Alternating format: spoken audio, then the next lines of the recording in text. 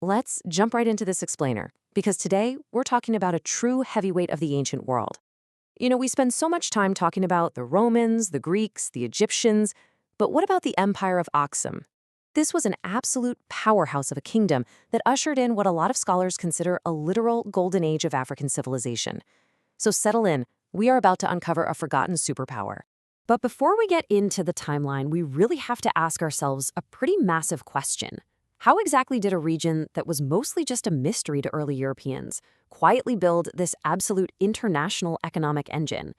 I mean, this wasn't just some local success story. We're talking about a global phenomenon that racked up unbelievable wealth. How did they pull it off? And why did they eventually just vanish? To figure all that out, here's what we'll be covering today. First, a hidden African superpower. 2, trade, wealth, and monuments. 3, Ezena's Christian conversion. 4, Caleb and the empire's peak. And finally, number 5, the mysterious decline. All right, let's kick things off with Section 1, a hidden African superpower, correcting the Greco-Roman myths. So let's set the stage by clearing up a gigantic misconception. Right up into the 3rd century, the Greeks and Romans mistakenly called basically all the land south of Egypt just Ethiopia. They really only went on a few minor trading expeditions down there, so to them it was just this big, vague frontier, a complete mystery. But the reality was completely different.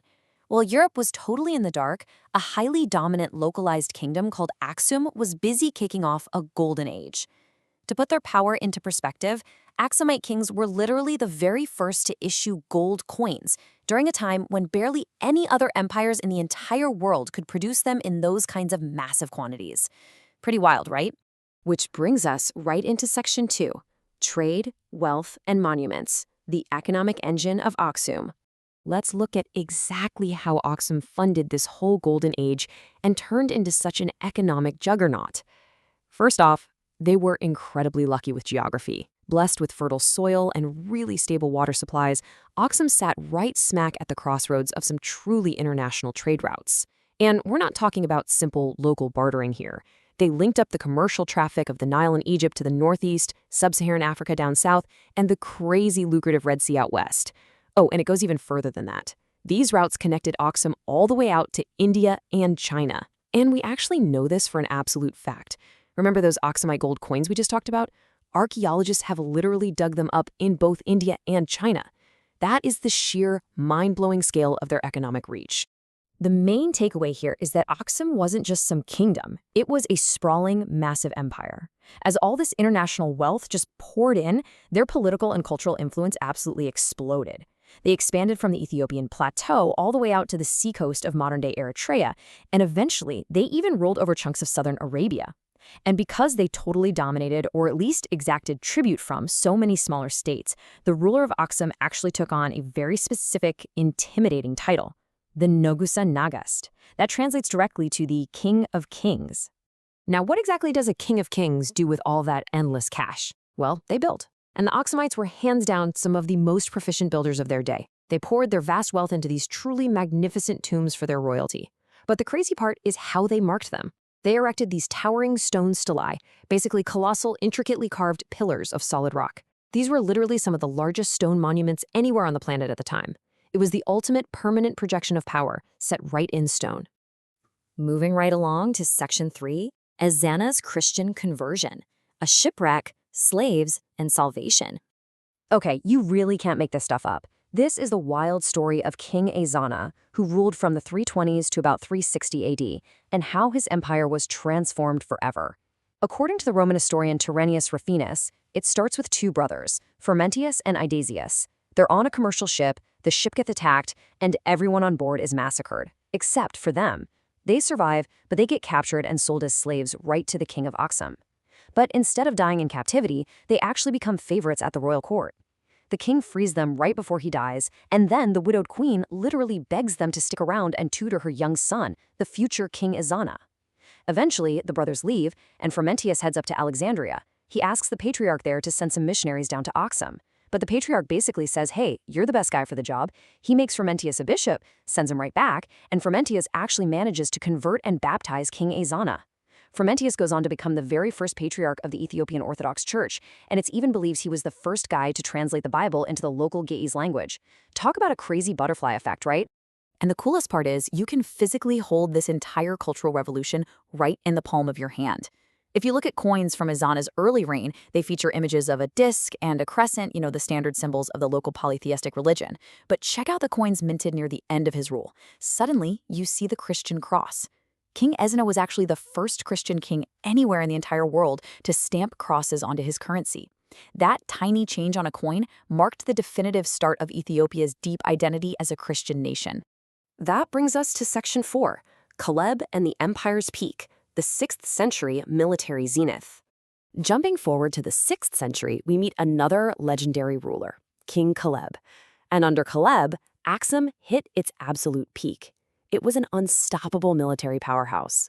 Get this, in 525 AD, the Byzantine Emperor Justin I actually reaches out to Caleb asking for heavy military backup. Why? Because a king named Du Nuwas over in the Kingdom of Himyar, which is basically modern-day southern Yemen, had just massacred a huge portion of the Christian community in a city called Najran. Well, Caleb didn't even hesitate. He launches this massive military campaign, literally crosses the Red Sea with his Christian allies, completely crushes Himyar's army, and brings Du Nuwas to justice. So after the victory, Caleb sets up a viceroy to rule southern Arabia for him.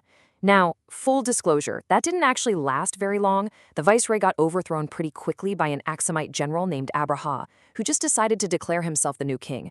But honestly, even though Caleb lost direct control of that Arabian territory, his legacy was totally set in stone. Tradition tells us that Caleb eventually abdicated his throne, walked away from it all, and spent the rest of his life living quietly in a monastery. And because he championed Christianity and avenged those martyrs at Najran, the Ethiopian church actually made King Caleb a saint. Which unfortunately brings us to our final chapter. Section 5. The Mysterious Decline. The Fall of a Giant.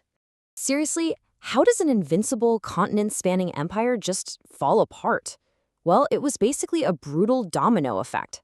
Starting in the 7th century, the rise of Islam and the Muslim takeover of the Arabian Peninsula completely choked off Axum's grip on the Red Sea trade. And without that massive economic engine powering them, they just withered. They suffered through 4 centuries of steady decline. It got so bad they even had to abandon their grand capital city of Axum entirely for a safer, hidden location in the mountains.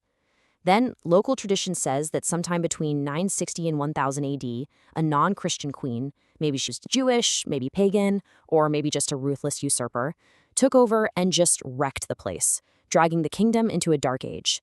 Finally, sometime post-10th century, it's game over.